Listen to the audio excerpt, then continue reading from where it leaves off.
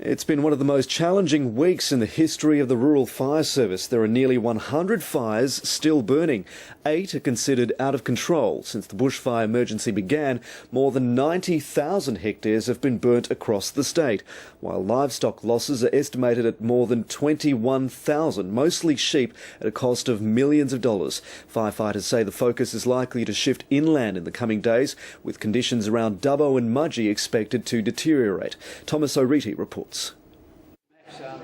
The RFS braced for the worst. Temperatures in the 40s, along with wind gusts of up to 65 kilometres an hour in the state's southern ranges. 95 fires were burning before the day even began. East of Cooma, hundreds of firefighters are on standby. When it becomes that size, if it really does take off, there's very little firefighting agencies can do. By late this afternoon, an emergency warning was issued for 15 properties. It's clear that while we've come through an exceedingly difficult period, some of the most catastrophic fire conditions ever experienced in this state, that we're not out of the woods just yet. Towns closer to the coast had the weather on their side. By 8 o'clock this morning, a cool southerly change came to the aid of crews near Sussex Inlet and Wandandian. The RFS now has the upper hand on a fire that came within a kilometre of a former military bombing area.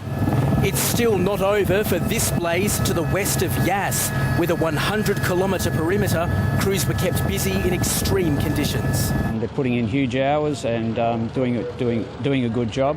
A lot of them are landholders from around this area, so there's a fair bit of anxiety, of course. There are ongoing concerns that the westerly wind will push the fire into nearby towns.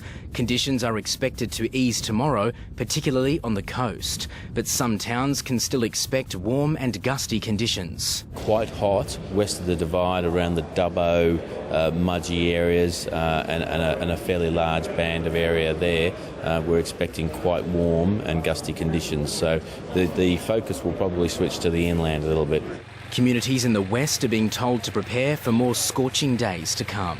Thomas O'Reilly, ABC News, Yass.